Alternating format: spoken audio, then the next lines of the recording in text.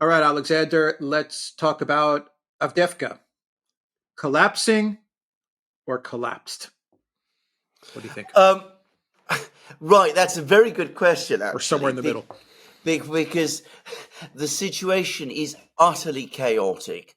I think if we have to be objective, it has collapsed in the sense that there is no, as far as I can see, no real organized defense of this town underway at the moment. The question is no longer can the Ukrainians hold on to Avdeyevka. The question is whether they can extract their forces from Avdeyevka. And it's clear that they've left it far too late. And the defense, such as it is now becoming incredibly disorganized. And in attempts to pull troops out of Avdeyevka is becoming all but impossible. And that Ukrainian troops in Avdeyevka are starting to understand this. In fact, probably they began to understand it yesterday. And that, we're starting to see essentially a disintegration. In other words, soldiers taking decisions by themselves, trying to cross open fields, being attacked by Russian drones and machine guns and that kind of thing. Other units abandoning positions, some people continuing to put up resistance in some places. It looks like communications have completely broken down. And as I said, it's no longer a case of the Russians gaining overall control of Avdeyevka. I think that's now a done thing. It's more a situation, as I said, of trying to decide what to do with these thousands, perhaps tens of thousands for all we know, of Ukrainian troops who are still there and, as I said, cut off, essentially surrounded and broken up into various, holdouts and who don't seem to know what to do. And with Kiev itself not knowing what to do about them either. What is going on with these reports, specifically via Reuters, which claim that Syrskyi is sending the Azov guys into Avdeyevka as he's trying to retreat the units in Avdeyevka. He's sending these Azov guys to try and hold on to the city a little bit more for a little bit more time. What's going on there? Have you Yeah, heard I mean, anything about that? Reuters is about 2 days late.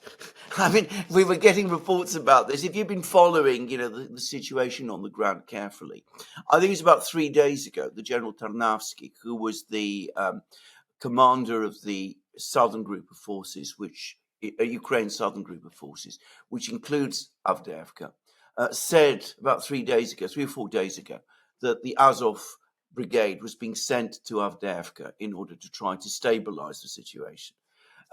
But of course, what has happened is that since yesterday, we've been getting more and more reports from the Azov brigade itself, from the 3rd Brigade, as it calls itself now, about what they're facing in Avdeyevka. And they're describing the situation as hell. They say that they are fighting 360 degrees. In other words, that they're surrounded themselves. They are saying that they're suffering incredible losses. They're saying that there are no prepared defenses that they can use. And far from stabilizing the situation, it looks like they're being sucked in or have been sucked in to the engulfing chaos. So, as I said, Reuters, if it had published this report 3 days ago, they would have reported what was actually correct news. But I mean, now it's been overtaken by events. That operation has failed. I mean, the attempt to use the Azov battalion brigade rather, to stabilize the situation has already collapsed. Now, that begs a number of questions. Are the British concealing what is going on in Avdeyevka? Or is it, which is much more likely, that they're still getting information from the Ukrainians and they're not really looking at the actual situation on the ground? And the result is that they are themselves losing understanding of just how bad and chaotic the situation in Avdeyevka has now become. Now, again, early this morning, and indeed continuing throughout the day, I've been getting seeing more and more reports, not just from Russian sources, but from Ukrainian ones, about Ukrainian troops in Avdeyevka, thousands of men being essentially trapped and coming under enormous, relentless Russian fire, and of the Russians continuing advances and capturing one location after another. Now, yesterday, they captured two major fortifications called the Air Defense Base and the Cheburasha complex. Cheburasha is a cartoon character. It reflects how this place looks on a map, but it seems to me that it's part of the air defense complex. I suspect it was a Soviet era air defense complex where surface to air missiles used to be based. That's my guess. I'm not going to waste time more on that. But anyway, the Russians captured those locations. It seems that the Ukrainian troops who were there were unable to retreat. Some attempted to, most of them either surrendered or got killed. There's reports that the fields around these places are littered with bodies. I mean, it really is distressing what you're hearing. Then a couple of hours later, another Ukrainian fortified position called the filtration plant also fell to the Russians. The Russians then captured a cafe area, which is located somewhere to the west of all of these places, shutting off another main road. They seem to be pushing hard towards further roads, closing off all the remaining roads. As I said, the Azov people who actually entered Avdeyevka are already themselves cut off. So, as I said, the British Reuters have, it seems to be, got this wrong, or they're out of date. Right. A couple of questions. What comes after Avdeyevka? I think that's an important situation to analyze because my understanding is that this is the last heavily fortified area. There are fortified areas. I'm not saying that there aren't areas that are being defended or fortified, but this was a fortress. So Bakhmut gone, Soledar gone, Marinka gone. Avdeyevka was the last big fortress that NATO had constructed over 10 years. I mean, this was their staging area for what would have been an eventual invasion into Donbass, which, if you believe some of the reporting and some of the analysis from 2 years ago, that was what was eventually being planned, and it was all going to originate from Avdeyevka. And of course, everyone knows that Avdeyevka was the city where many missiles were being sent from Avdeyevka into Donetsk city. But what happens next after Avdeyevka? I mean, the Russians are advancing on all fronts. Actually, it's not only Avdeyevka; it's across the entire front line. And going back to sending these units into Avdeyevka, this elite Azov unit, do you think this coincides a bit with the Munich Security Conference and the fact that it's rumored that Zelensky's going to be in Munich, and perhaps they made one last effort to try and hold on to Avdeyevka, at least to get them through the conference and perhaps to get them through the votes in the Senate and the House for the 61 billion? No vote is going to take place in the House. They're going to be in recess now till the 20th of February. But perhaps the stabilization was not so much a stabilization, but hold on for a week or two longer. You're absolutely right. Now, can I just say, Zelensky is actually now in Berlin, and he's definitely going so he's to gone. Munich. He's gone. And I mean, that in itself is astonishing. I mean, you'd have thought that with a disaster, taking place in Ukraine, and with what looks increasingly like chaos in decision making, because it's coming back to your underlying question. It's becoming increasingly clear to me that the Ukrainians themselves are absolutely unclear what they should do in this situation because they've lost this major fortified line. But Zelensky's duty, so it seems to me, as president and supreme commander-in-chief, was, in the face of this catastrophe, with thousands of Ukrainian troops being cut off, it was to remain in Kiev, assume responsibility, help the military people do whatever they can to stabilize the situation. But instead, he does what he consistently does, what he consistently does in these situations. When the situation becomes difficult, when it becomes dangerous, he leaves, he goes away. And, what is he going to do in Berlin? What is he going to do in Munich? Which is going to help to stabilize the situation now. Now, let's come back, however, to your main question, because I think before we ask what the Ukrainians might try to do, let's just ask how this whole situation has come about. Now, about 2 weeks ago, the Russians started to break into Avdeyevka itself.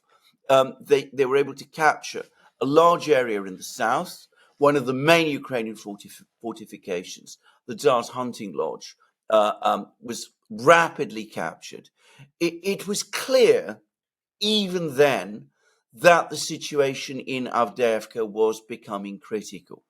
Now, what the Ukrainians needed to do, and this is not, you don't have to be a military person or a military, expert to understand this. Remember, I'm not one of these things. You're not one of these things. But lots of people were saying this. They needed to pull their troops back from the outlying fortified positions, the air defense base, the filtration plant, all of those places, bring them back to Avdeyevka, and then organize a fighting withdrawal from Avdeyevka to save their men. They did exactly the opposite. They kept their men there. They engaged in counterattacks, which were bound to fail. The Azov Brigade, the 3rd Brigade, was rushed to the scene. And what would have been a serious defeat is now starting to look like a catastrophe. So why did they do it? Well, firstly, the Ukrainians, and it's easy to just blame Zelensky here, but one gets the sense that all the Ukrainian commanders, Zelensky, Zaluzhny, who has been in overall charge until a couple of days ago, Syrsky as well, the new commander, they all have this predisposition to try to defend positions after they become undefendable. And they did the same with Avdeyevka. They were no doubt conscious of the importance of Avdeyevka. And you're absolutely correct. It was the most heavily fortified position of all. And it was close to Donetsk city.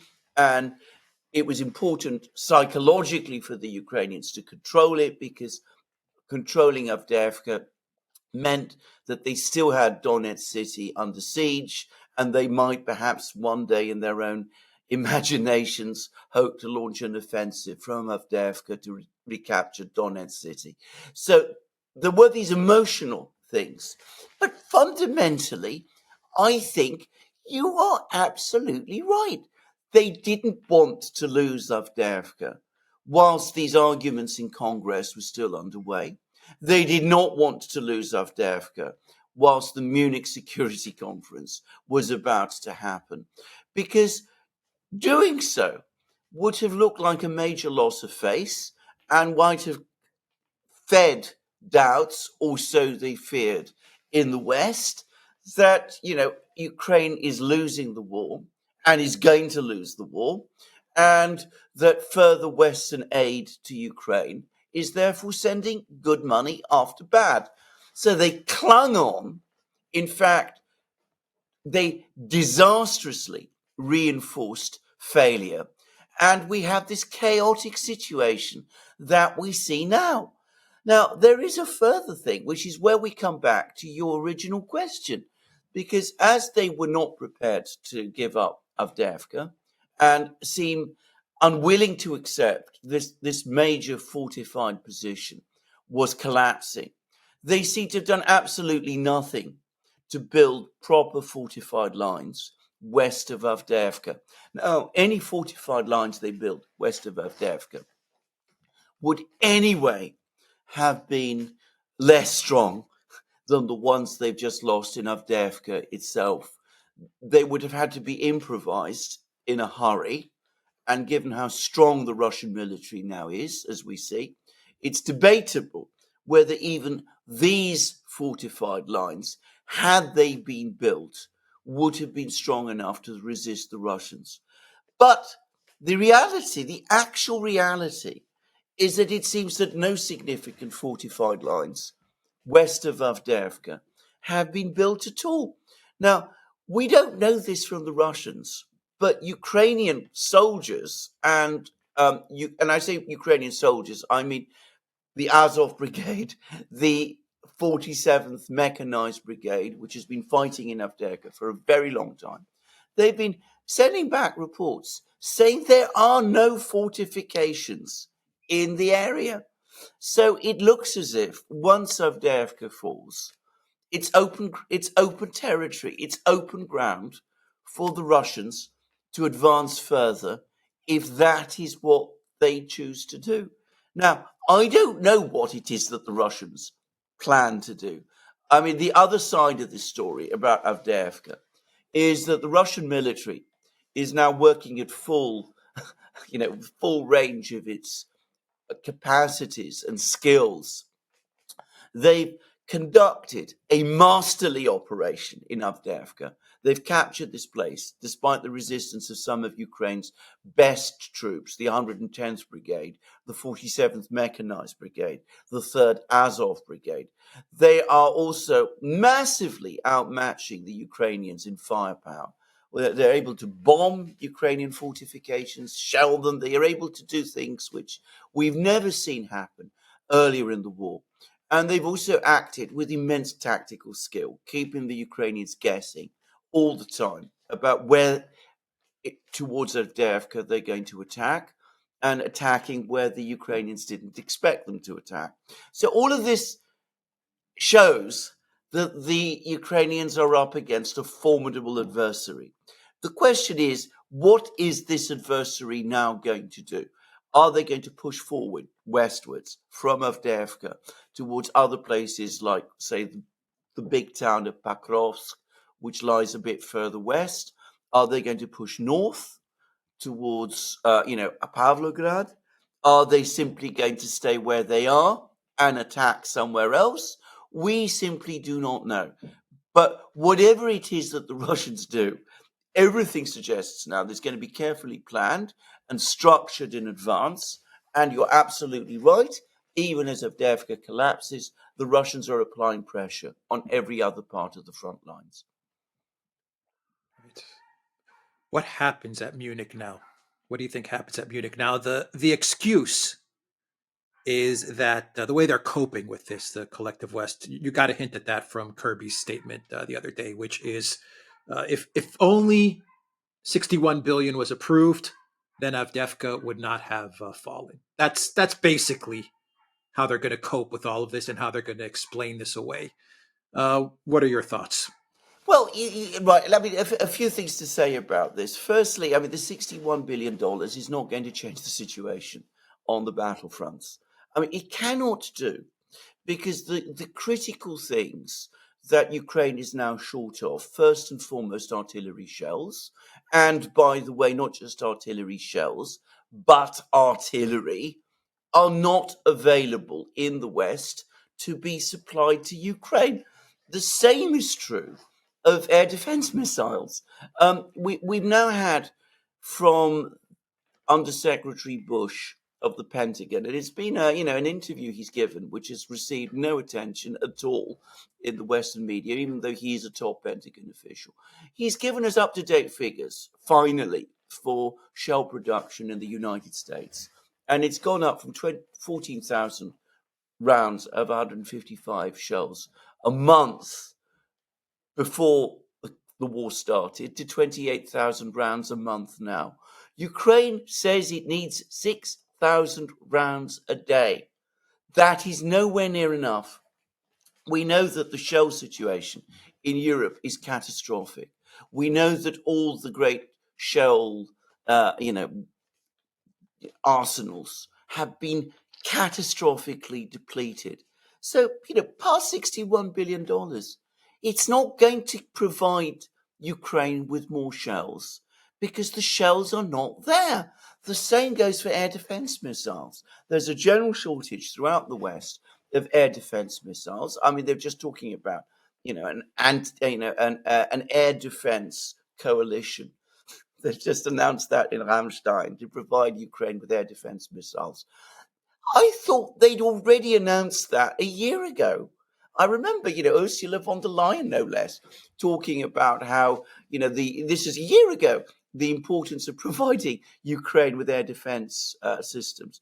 They've given Ukraine all the air defense systems they realistically can. They're running short of missiles. Ukraine is running short of missiles, which enables the Russian Air Force now to operate across the eastern battlefields, essentially at will. So it simply isn't realistic to say, just give them $61 billion and that's going to change the situation. You're simply throwing money at a problem rather than dealing with the underlying essential problem. The British have admitted they have no artillery left. I mean, this is an astonishing admission that I read in the Daily Telegraph, that the British Army has no artillery. It's got no guns. It's got no shells. And the same, it seems, is true of most of the other European militaries as well. And the United States does, but it has a multiplicity of other commitments around the world, notably the one in the Middle East. What this whole story is, this thing about the $61 billion, it's just an alibi behind which Western governments are hiding as the situation in Ukraine turns to catastrophe, and in order to draw attention away from their own catastrophic decision making, which we have seen throughout this war. And I just finish here by saying that the were shells that could have been given to you, that were given to Ukraine last year, about 500,000 shells bought from South Korea. Americans bought 500,000 shells from South Korea, ruining South Korea's otherwise good relations with Russia, by the way. And all of those shells were squandered over the course of Ukraine's summer offensive. Ukraine ran out of shells in August. The United States at that point had to start supplying Ukraine with cluster shells, if we remember. So the shell crisis long predates the problems in Congress that we're hearing about now. No, they've admitted that they don't have the shells and they're not capable of matching Russia with shell production because they've announced this plan of 1 million drones, the UK and the EU partners. To me, I look at that as an admission that we can't make shells. We can't match the Russians on shells. But forget about the shells. Don't worry about shells. We've got a new plan. We're going to make 1 million drones. This is nonsense. It is absolute nonsense. You're completely correct. I mean, this is just lurching from one stupidity to another. I mean, 1 million drones. I mean, can I just say, by some estimates, the Russians are now producing something like 10,000 drones a day. I'm just saying. I mean, already they are industrially producing drones on a colossal scale. But all right, put that aside. I'm not going to dwell on the Russian figures because there's always uncertainties about those. I mean, the drones are not going to make a difference on the battlefields. We've been hearing for weeks now about how Ukraine is able to use FPV drones to substitute for artillery. We've just seen that entire theory collapse in Avdeyevka. And if the Europeans are able to make 1 million drones, which is, I mean, no other promise they've made about supplying Ukraine with weapons, they've been able to keep. But if they supplied those drones, it won't make any difference. Drones carry a very small explosive charge. The Russians are showing a great ability to jam them. They require extremely skilled operators, of which Ukraine has fewer and fewer because the Russians are hunting them on the battlefields. And they can't do the things that artillery does. This is obvious. Yeah, Ukraine is out of artillery. They're out of air defense, and the 61 billion is not going to buy you soldiers either. I mean, No.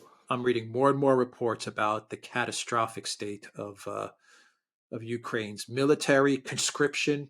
They don't really talk about the mobilization or conscription much anymore either, and we're talking about just a demographic collapse. This is actually 61 billion can't fix this. No, 61 billion can't fix it. As you correctly said, it won't buy you soldiers either. And since we just touched on the question of mobilization, I mean, I've been reading comments made by Ukrainian analysts and political figures, and they're saying that there's 500,000 men that Zelensky and Zelensky were talking about that you needed to be called up. They don't exist. Ukraine can't conscript that many people, not at this late stage of the war.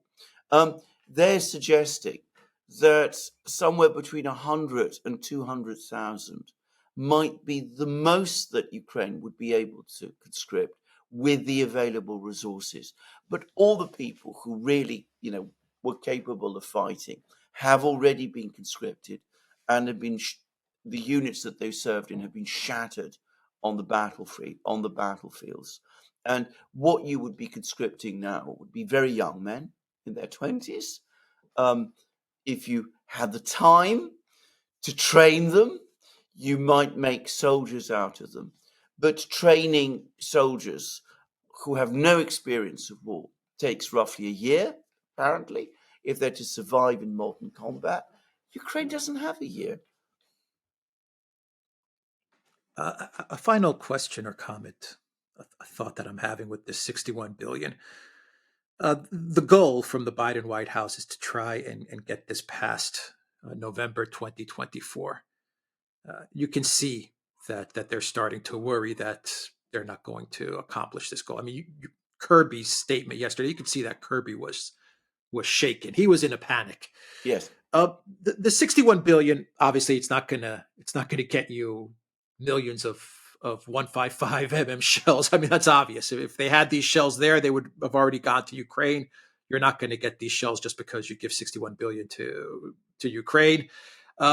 Is the 61 billion, was it really meant to keep Zelensky in power from the standpoint of keeping the government up and running, paying pensions, paying salaries, paying the parliament members, the oligarchs, just keeping everyone well fed for at least 6 months, even though the military is being annihilated, at least keep the political situation somewhat stable, and then you can have the collapse happen in November. And now they're worried that Zelensky's position now may be in serious trouble, and I imagine they're going to discuss that in Munich. I'm just trying to I guess my question to you, what I'm trying to get out of you is obviously the 61 billion didn't do anything from a military level. So what really was this 61 billion about? Once you take out the 10% for the big guy and all of the corruption, all that stuff, once you get down to a certain number, say 50 billion, was that just really about keeping the political situation stable while the military situation collapses, and now you're going to have political and military situation collapsing at the same time? That might make some sense if you were dealing with people who have a realistic understanding of the war. Now, this 61 billion package for Ukraine, it's important to remember, it dates from the fall. They were talking about this way back in the autumn, already at the time when Zelensky was visiting the United States, which from memory was either in September or October. And I think at that time, if it was still Ukraine's so-called offensive was still underway, it wasn't clear that the Russians would almost immediately, as soon as the offensive petered out, themselves go on the attack. There has been this consistent underestimation of Russian military capabilities. And I think they thought that they had more time than they really do. I think they thought that probably things would quieten down through the winter, that the war would resume in the spring. You give Ukraine $61 billion. The Europeans give the Ukrainians $55 billion euro package over 4 years, which is another $12 billion basically this year. And that keeps the whole thing in Ukraine ticking along until the November election. And ticking along economically, obviously, because, without the funding from the United States, there is a massive hole in Ukraine's budget. But also, I suspect they did think that they'd be able to hold things back militarily as well. They didn't really believe that the Russians would go on the offensive in the way that they did. On the contrary, I suspect that there was still some hopes. This is, back in the early autumn, that this Krinky operation, which, by the way, has now apparently been entirely called off. It seems the one thing that Zelensky has done is that he's told the Ukrainian command to evacuate all the remaining troops from Krinky, and that might even already have happened. But anyway, there was probably some hope back in the early autumn that might actually amount to something and might give the Russians problems. But they have consistently underestimated the Russians. This has been the story of the war right from almost the first day. And it's now caught up with them. And you're absolutely right. Kirby looked like he was panicking. And I get the sense that the US is panicking altogether now. They're starting to realize that they don't have the time that they thought they did, that things really are starting to fall apart even faster than they assumed. Yeah. All right. My final thought there on the U.S. panic is, just take the L, let the media run with this story for a month, and then people will forget about it. Europe is in a much different situation, but Europe is going to still be dependent on the U.S. because the EU has nowhere to go. They have nowhere to go. So no matter how angry or distrustful they are of the United States, or they say the U.S. is unreliable or whatever, they have nowhere to go. So they're going to be dependent on the U.S. no matter what. The best thing the Biden White House could do is take the L, take the criticism for a month, and eventually you own the media. So, the media will work through the cycle of the Ukraine loss, and that'll be that. And this fear about Europe not having trust in the U.S. allies, nonsense. The Europeans, they're 100% subordinate and owned by the United States, so they're not going to go anywhere. That would be my advice to the Biden White House. What would be yours? I mean, what would you say? You are absolutely right. I mean, what did Putin say to Tucker Carlson? You cannot win a propaganda battle against the United States. The United States owns the entire international media. When he was talking about the United States, he was talking about the Biden administration and his friends. The best thing politically that could happen now for the Biden administration is that Speaker Johnson maintains his position. The House does not vote this appropriation. This procedural mechanism that people are talking about to try and override his decision, just forget about it. Put all the blame on the Republicans. Tell everybody, the $61 billion would have made all the difference. It wouldn't have done, but you can get your media friends to obscure all of that. When the collapse happens, blame the Republicans and Trump and just move on. And, by November in the United States, all of this would be forgotten. It's absolutely the case. I was reading actually an amazing article, one of the few good articles that sometimes that still appear, which is in the Financial Times, which made exactly this point, that ultimately the United States is completely secure. It's surrounded by seas and oceans. All these wars happen far away. They don't affect U.S. territory. They don't affect directly the U.S. economy.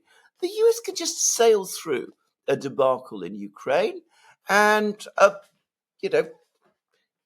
all that matters, therefore, is public relations management, which is something that these guys excel in.